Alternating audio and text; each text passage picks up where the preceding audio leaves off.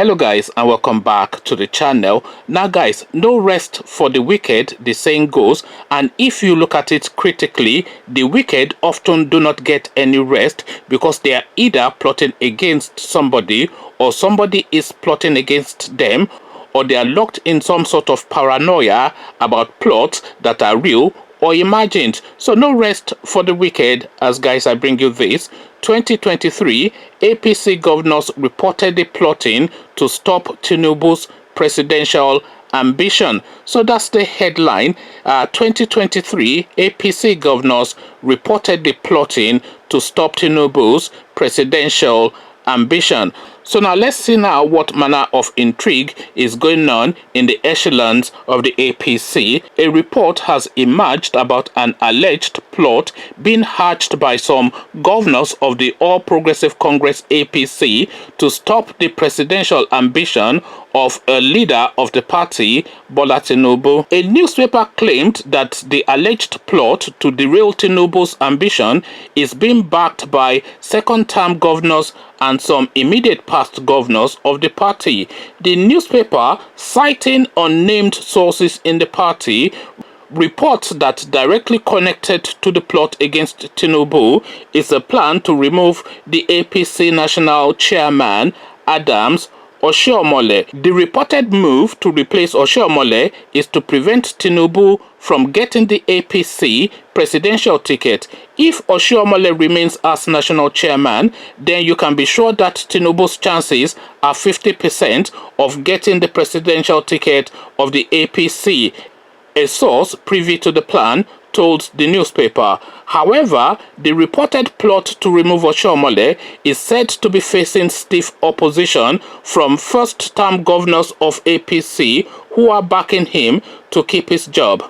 So that's the short and sweet of that narrative, and it's really only coming from one source at the moment. So it falls within the realms of them say, he said, she said is where it is at the moment. But of course, this is really just another piece in that now growing and taking shape jigsaw puzzle that is the Stop Tinubu movement. We know that at the forefront of that Stop Tinubu movement, of course, is El Rufai, and he has his own agenda. He has his own reasons for wanting to stop Tinubu, of course, because he, of course, is vying for that same slot that Tinubu aspires to. So now we have always been told and we have been led to believe that Tinubu is a sagacious politician. So that sagacity now is now going to be put to the test as a vice for the greatest prize within the Nigerian space. So collecting Lagos State and pocketing it is one thing, but collecting the whole of the Nigerian space is a completely different matter. Because of course within Lagos State, he knows the lay of the land, they all speak the same language, he has the leverage to position himself to seize charge and control of that space. And when Tinubu became the governor of Lagos State, by the way, the competition is not as fierce as it is now for that Lagos space. And in fairness, Lagos grew since 1999. I'm not attributing this especially to Tinubu. I am attributing it more so to the evolution of the global space and Lagos being one of the premier cities of the world. So Lagos would have grown anyway, Tinubu or not Tinubu, but he went in early and he seized control of that state and he has held it in a vice grip ever since. So now that is one thing, but now going after the whole of the Nigerian space, of course, is an entirely different matter. So you have to capture the Igbos, and I'm not quite sure that the Igbos are essentially positioned in favor of Tinubu. I think they might be lukewarm about him, but I'm not really sure that they weigh fully in his favor.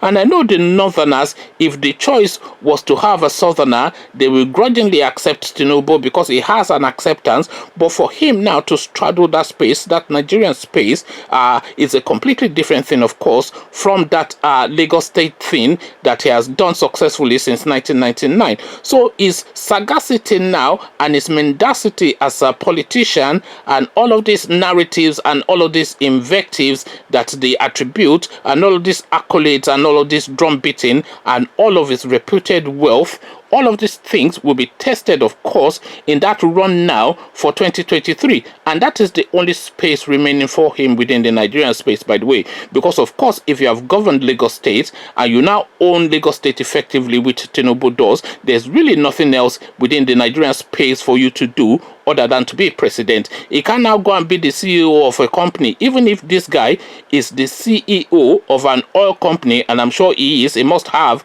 an oil company in his portfolio. That is still not enough to satiate his need for power and influence, and that need for power and influence can only be progressed really by becoming the Nigerian president. So there's nowhere else for this guy to go apart from to Aso Rock. But will he get there where the plot is thickening?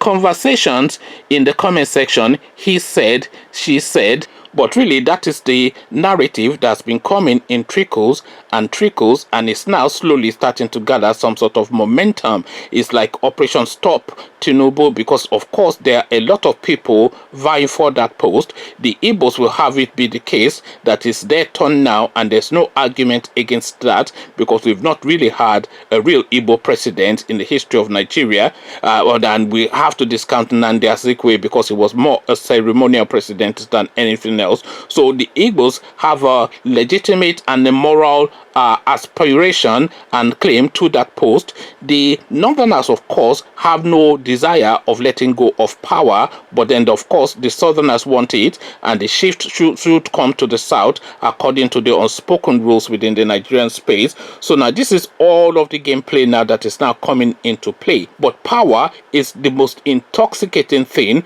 on this planet. It is more addictive than heroin, it is more addictive than alcohol, and it is more addictive than cigarettes. And especially within the Nigerian space, where the Nigerian president has so much enormous power as to be reputed to be the most powerful person on the planet. So the allure of that position is quite seducing, and a lot of people are seduced by it.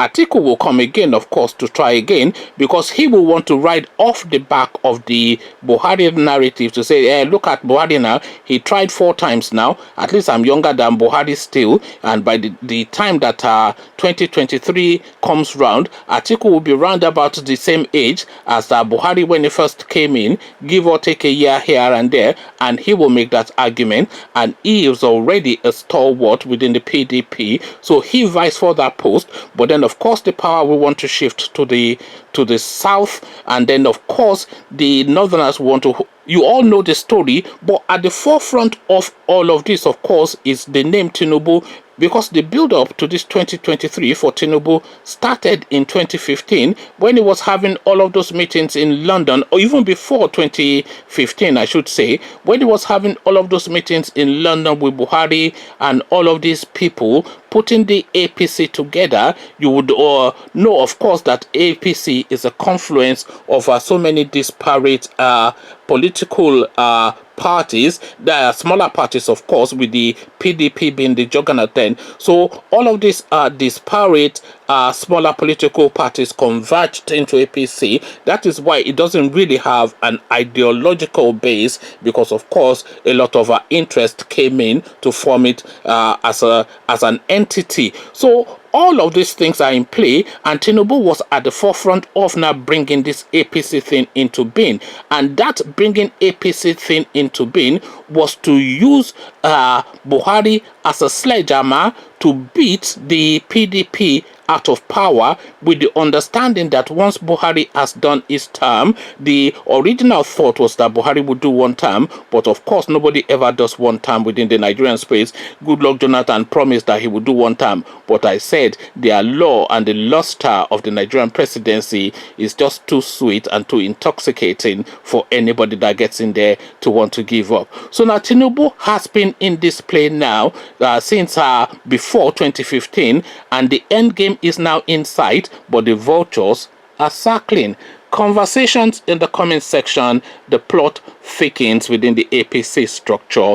Who gets the ticket first is really the thing, because of course whoever gets the ticket for APC has a very good chance of becoming the next Nigerian president, if we go by the sort of election that we had in 2019, when no matter what the voters did, the people that will get the post will get the post. We saw it again in Kogi State, we saw it in February. We saw whoever gets the APC ticket is almost guaranteed to be the next president. That's just almost a certainty. I can't say it is a certainty, but it's near as certain can be. Conversations in the comment section. Thief meets Barawo, Olejonu, as they say within the Yoruba language. Come tell me what your thoughts are about this alleged plot against Tinubu's march forward towards 2023 in the comment section. But before you come have this conversation with me, click on the red subscribe button so it turns gray. The bell button notifies you every time I drop a new video. Then come tell me how you think the 2023 presidency is going to pan out in the comment section. So I'll leave you here, carry on with you in the comment section, but here I say peace.